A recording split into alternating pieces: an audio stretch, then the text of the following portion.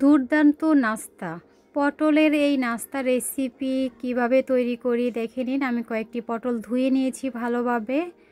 এই পটলের রেসিপিটা অনেকভাবে তৈরি করা যায়। আমি শক্ত যে একটা অংশ থাকে ডাটার মতো, এই অংশটাকে আমি কেটে নিচ্ছি। আমি পুরোপুরি কাটবো না, হালকাভাবে একটু কেটে নিচ্ছি। দুই পাশ কেটে নিচ্ছি। এই রেসিপিটা এত যে মজার হয়, যারা পটল পছন্দ করেন না অবশ্যই এভাবে খাবেন, খুব ভালোভাবে খেতে পারবেন। আর পটল তো অনেক পুষ্টিগুণ, পটলে খোসা বলেন সব কিছুতে পটল দিয়ে যেই কোনো রেসিপি তৈরি করা হয় না কেন অনেক স্বাদের হয়। তো দেখেন আমি কিভাবে ছুরির সাহায্যে এভাবে চিকন চিকন করে কেটে নিচ্ছি। আপনারা আপনাদের সুবিধা মতো যেভাবে ইচ্ছে কেটে নিতে পারেন। আমি ছুরি দিয়ে আমার সহজ মনে হয় আমি এইভাবে কেটে নিচ্ছি। এটা সাবধানতার সাথে আস্তে আস্তে কাটতে হবে।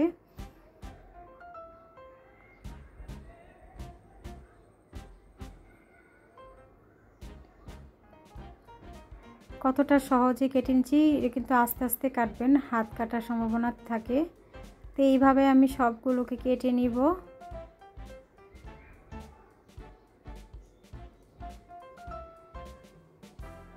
যত সম্ভব একটু চিকন চিকন করে কেটে নেবেন, তাহলে রেসিপিটা খুব সুন্দর হবে আর ক্রিস্পি হবে ফ্রাই করার পর।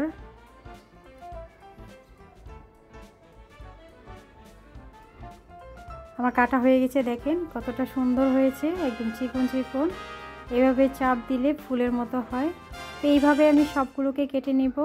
আমার কেটে নিয়েছি, দেখেন কতটা সুন্দর হয়েছে কাটাগুলো। আপনারা চাইলে ভিতরে যে পোরগুলা বিচিগুলা ফেলে দিতে পারেন, বাট আমার বিচি নেই, আমার এটা ছোট ছোট বিচি। এটা ফ্রাই করলে মানে খারাপ লাগবে না, কারণ শক্ত কোনো বিচি নেই। যতটুকু পারবেন পটলগুলোকে একদম কচি পটল নেওয়ার জন্য। তা আমি এভাবে লবণ দিয়ে ভালোভাবে মেখে নিব, এগুলোকে মেখে রেখে দিব কিছুক্ষণ। লবণ দিয়ে ভালোভাবে মেখে রেখে দিলে একদম সফট হয়ে যায় পটলগুলো। যত ভালোভাবে সম্ভব এভাবে হাতে মেখে নেবেন।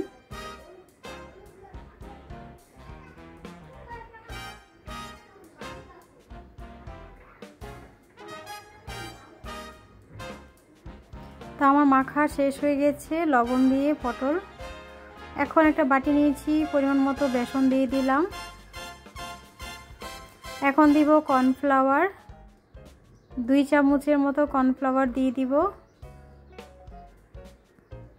আপনারা চাইলে চালের গুঁড়ো দিতে পারেন, আজকে আমি কর্নফ্লাওয়ার দিয়ে এটা তৈরি করব। এখন দিলাম স্বাদ মতো লবণ, 1 চামচ হলুদের গুঁড়ো, 1 চামচ মরিচের গুঁড়ো, 1 চামচ দিয়েছি ধনিয়ার গুঁড়ো।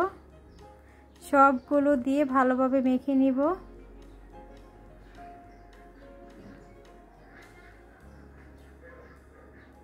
আমি এখানে আরও দিয়েছি গরম মশলার গুঁড়ো অল্প পরিমাণে। এখন পরিমাণ মতো পানি দিয়ে অল্প অল্প পানি দিয়ে একটা ব্যাটার তৈরি করে নিব। একটু ভালোভাবে মিশিয়ে নিতে হবে।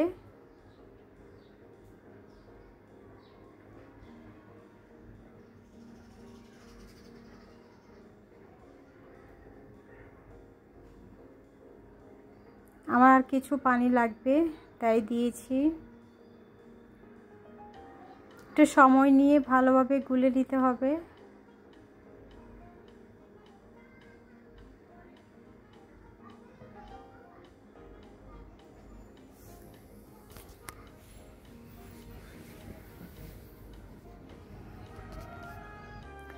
পটল দিয়ে এত মজার রেসিপি হয় আগে জানা ছিল না। এখন দিয়ে দিলাম বেকিং সোডা। এখন ভালোভাবে মিশিয়ে নিব। আমার মেশানো কমপ্লিট হয়ে গিয়েছে, আমি কিছুক্ষণ রেখে দিব। দেখেন গাইস পটলগুলো কি কত সফট হয়েছে, দেখেন চাপ দিলে পানি পড়ে। এভাবে চেপে চেপে নিতে হবে সবগুলো পটল।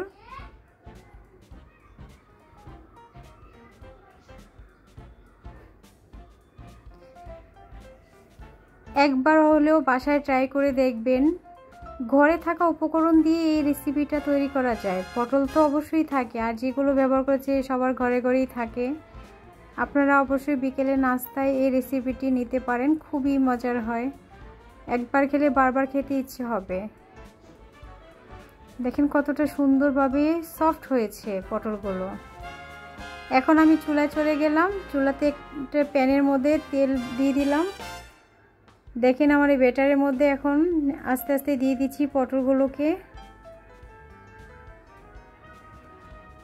এভাবে দিয়ে চেপে চেপে দুই পাশ চেপে চেপে ভিতরেও মানে ব্যাটারটা দিতে হবে বেসনের। এভাবে দিয়ে তারপর হচ্ছে মানে তেলে দিয়ে দিব।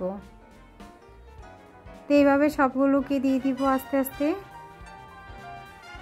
মিডিয়াম আঁচে ফ্রাই করতে হবে।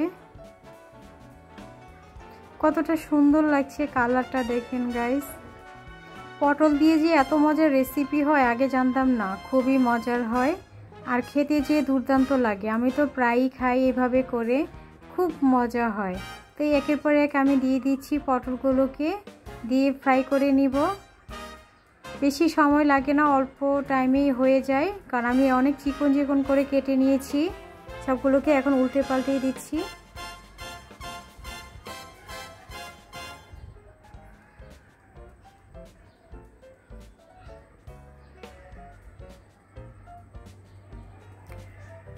এখন আমি উল্টে দিয়েছি।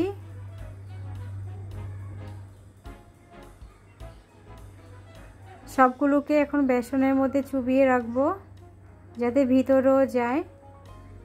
এমনভাবে চিকন চিকন করে কেটেছি যাতে একদম ভিতর পর্যন্ত বেসন যাবে। আমার ওই পাশটা হয়ে গেছে, এখন উল্টে দিচ্ছি। আমার এটা প্রায়ই হয়ে গেছে, আর কিছুক্ষণ রেখে আমি তুলে নিব সবগুলোকে। কতটা সুন্দর কালার আসছে দেখেন গাইস, দেখতে অনেক সুন্দর লাগছে, কালারটাও দুর্দান্ত হয়েছে। আর খেতে তো কি বলবো, অনেক ক্রিস্পি হয়েছে। আমি এইভাবে সবগুলোকে তুলে নিচ্ছি।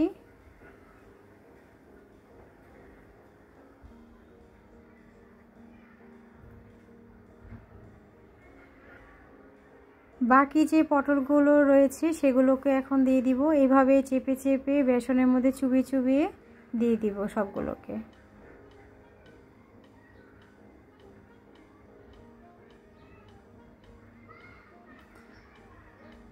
এই রেসিপিটা একবার তৈরি করে যখন যাকেই দিবেন না কেন সে অনেক প্রশংসা করবে আর বারবার খেতে ইচ্ছে হয়, খুব মজা লাগে।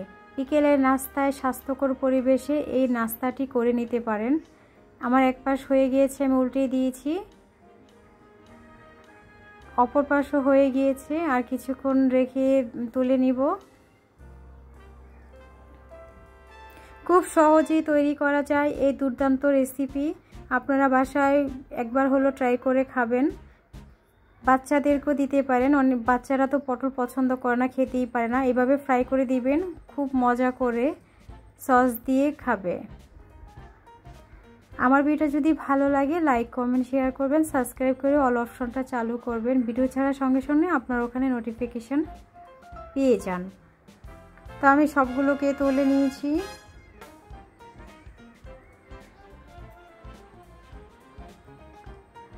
দেখেন গাইস কতটা সুন্দর হয়েছে, একদম ক্রিস্পি হয়েছে। এইভাবে আমার রেসিপি ফলো করে তৈরি করে দেখবেন, অনেক মজার হবে। তো এই পর্যন্তই, ভালো থাকবেন সবাই। আল্লাহ হাফিজ, আসসালামু আলাইকুম, থ্যাংকস ফর ওয়াচিং।